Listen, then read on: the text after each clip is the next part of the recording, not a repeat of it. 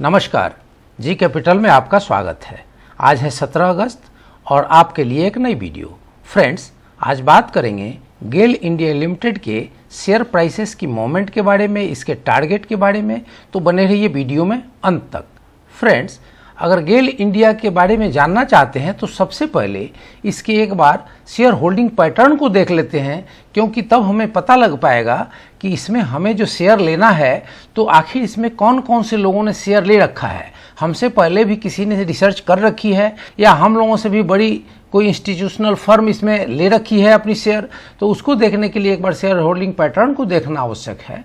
तो यहाँ हम देख रहे हैं कि म्यूचुअल फंड ने लगभग अपनी 11.26% की हिस्सेदारी रखी हुई है और डोमेस्टिक इंस्टीट्यूशनल होल्डिंग्स ने लगभग 19.14% की इसमें हिस्सेदारी रखी हुई है। फ्रेंड्स, हम यहाँ यह भी देख रहे हैं कि फॉरेन इंस्टीट्यूशनल होल्डिंग, जो विदेशी जो संस्थागत निवेशक हैं, उन लोगों ने बहुत शोध करके, बहुत रिसर्च करके इस कंपनी में 15.61% की अपनी हिस्सेदारी बनाई हुई है।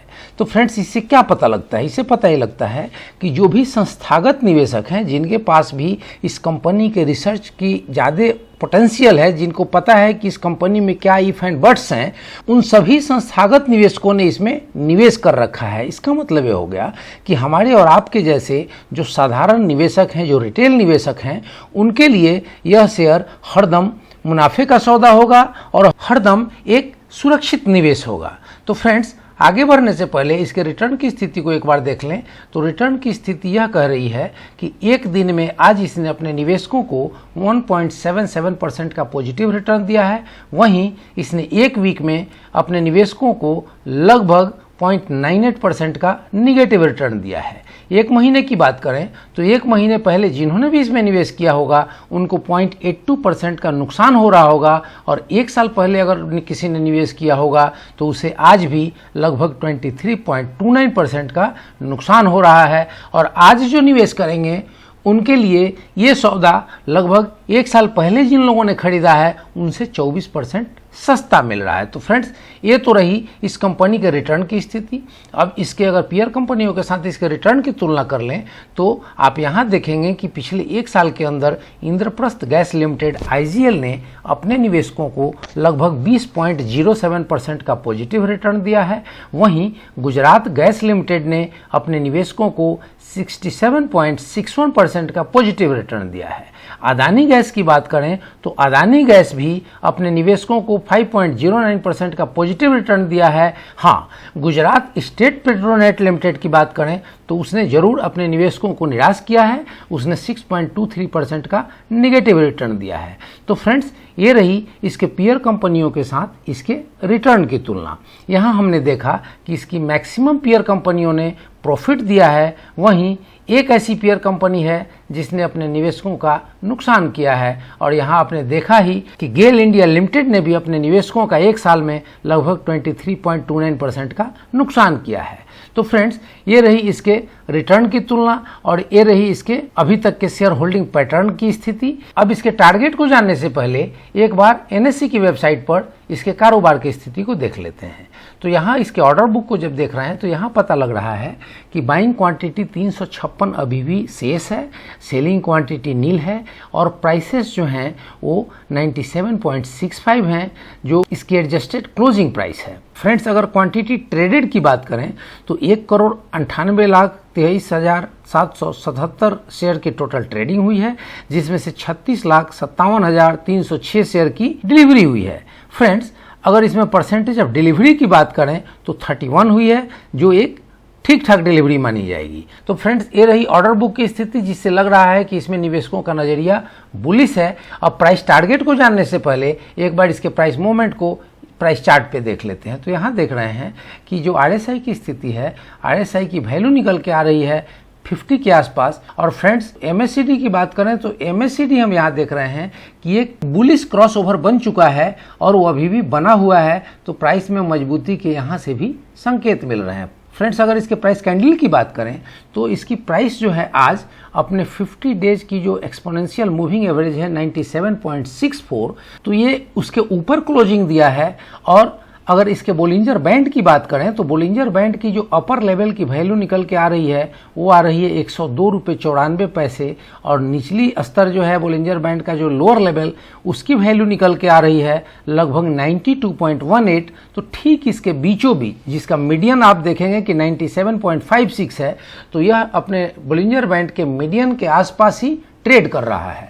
अब इसके लिए जो पहला रेसिस्टेंस लेवल हो रहा है वो रेसिस्टेंस लेवल जो 100 दिनों की एक्सपोनेंशियल मूविंग एवरेज निकल के आ रही है 98.81 की, वो हो रही है। और इसकी प्राइस कैंडल की स्थिति और सारी परिस्थितियां जो बता रही हैं और जो ऑर्डर बुक की स्थिति बता रही है वह यह बता रही है कि अगले आने वाले ट्रेडिंग सेशन में इससे अपने 100 डेज के EMA को निश्चित रूप से सिग्निफिकेंटली पार करनी चाहिए। तो फ्रेंड्स, ये रही इसके प्राइस चार्ट की स्थिति, इसके प्राइस मूवमेंट की स्थिति। अब इसके टारगेट के ऊपर आते हैं। तो फ्रेंड्स, अलग अलग रिसर्च फर्म की क्या टारगेट है ये डिटेल से हमें जानना जरूरी है, ताकि हम जो निवेश कर रहे हैं ऐसे कोई अंधेरे में तीर न चला रहे हों। हमें पता हो कि हमने जो पैसे निवेश किए हैं उसकी आने वाले 1 साल के बाद क्या स्थिति हो सकती है। तो मनी कंट्रोल में अगर देखी जाए तो डोलट कैपिटल की रिसर्च छपी हुई है जिसमें लिखा हुआ है कि accumulate GAIL target of ₹115 Dolat Capital recommended accumulate rating on GAIL with a target price of ₹115 in its research report dated August 14। तो इसमें 14 तारीख की ही एक रिपोर्ट आई है जिसमें इसे एक्यूमुलेट करने के लिए बताया जा रहा है, और यह बताया जा रहा है कि इसकी टारगेट में अभी भी 15 से 17% की अपसाइड बची हुई है। फ्रेंड्स, अगर बात करें हम मोतीलाल ओसवाल की, तो इकोनॉमिक टाइम्स में छपी खबरों की माने तो यहाँ पे दे रहा है कि buy GAIL target price ₹150 Motilal Oswal. तो फ्रेंड्स, यहाँ बाई की रेटिंग है मोतीलाल ओसवाल की तरफ से, और यहाँ टारगेट लगभग 55% के आसपास ऊपर का दिया जा रहा है। तो फ्रेंड्स, यहाँ थोड़ा डिटेल में देख लें तो Motilal Oswal has given buy rating on GAIL with a target price of ₹150। The share price move down by 3.60% from its previous close of ₹97.50. the stock last traded price is ₹96.70। तो फ्रेंड्स, ये रिपोर्ट जो है वो 14 अगस्त की है, और इसमें जो ट्रेडेड प्राइस की चर्चा की गई है वह भी 14 अगस्त की दी गई है, जो आज के डेट में ये अप्रासंगिक हो चुका है। आज इस प्राइस का कोई मतलब नहीं है, केवल इससे आपको एक ट्रेंड का पता चलता है कि एक्चुअल हो क्या रहा है। लेकिन जो मेन चीज़ है, जो मेन थीम है, उससे हमें मतलब है कि हमारा जो निवेश है वो कोई हम अंधेरे में तीर नहीं चला रहे। दो रिसर्च फर्म बता रहे हैं। एक रिसर्च फर्म बता रहा है कि यहाँ से 17% के आसपास 18% के आसपास अपसाइड बचा हुआ है। दूसरी रिसर्च फर्म बता रही है कि नहीं, यहाँ से 55% की अपसाइड बची हुई है। लेकिन फ्रेंड्स, मैं एक और आपको रिसर्च दिखाऊंगा, और इसके लिए मैं आपको लेके आया हूँ टिकर टैप की वेबसाइट के ऊपर, और यहाँ पे जो टिकर टैप के रिसर्च टीम है वो क्या कहती है तो उसको देखते हैं। तो 38 एनालिसिस हैं, जिसमें से 87% एनालिसिस्ट कह रहे हैं कि आप इस स्टॉक को बाई कर सकते हैं। साथ में उनका कहना है कि current price is less than the intrinsic value. तो फ्रेंड्स, इससे क्या पता लगता है कि जो हम अभी बाई कर रहे हैं वो कोई महंगा बाई नहीं हो रहा, वो बाई हमारा अभी भी किफ़ायती बाई है। और रिटर्न्स जो है वो एफडी से तो हरदम ही इसका अधिक रहा है, और डिविडेंड रिटर्न भी इसके अच्छे हैं, वो भी अभी हम दिखाएंगे आपको इसके की मैट्रिक्स में। और एंट्री पॉइंट के लिए भी ये बहुत अच्छी पॉइंट है। ये कोई स्टॉक जो है ओवरबॉट जोन में नहीं गई है, और इसमें कोई भी नो रेड फ्लैग है, कोई लाल झंडा नहीं है, कोई खतरा नहीं है। एक बार इसके टारगेट की बात कर लें तो टिकर टैप की जो रिसर्च टीम है वह कह रही है कि हमारा जो 97.65 रुपीज़ का जो आज का इसमें आज की क्लोजिंग प्राइस है, जो आज हमारा निवेश है, वह हो सकता है कि 1 साल बाद 12.95% का निगेटिव ग्रोथ दे दे, और इसकी शेयर प्राइसेस लगभग 85 रुपये तक पहुंच जाए। अगले 1 साल के अंदर की बात हो रही है फ्रेंड्स।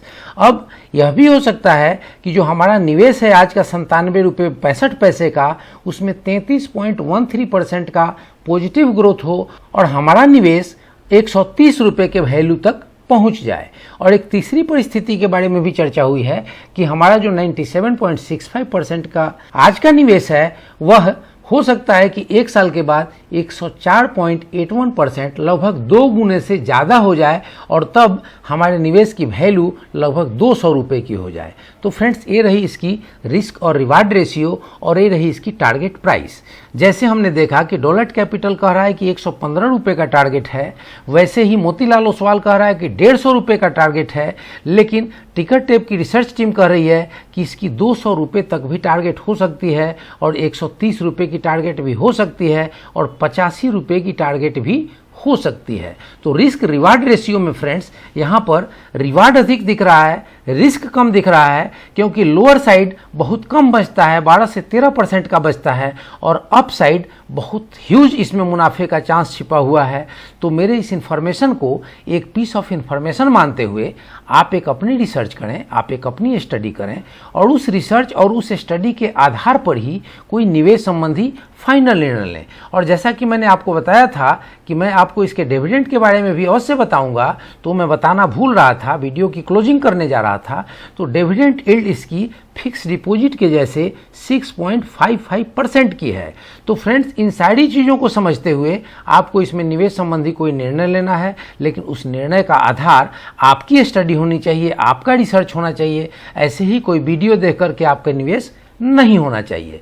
और फ्रेंड्स, अब मैं करता हूं वीडियो की समाप्ति। वीडियो अगर आपको पसंद आया हो तो कमेंट्स करें, लाइक शेयर सब्सक्राइब करें और बेल आइकन बटन प्रेस करना ना भूलें, ताकि ऐसी इन्फॉर्मेटिव वीडियो सबसे पहले आप तक पहुंचे। जय हिंद, जय भारत।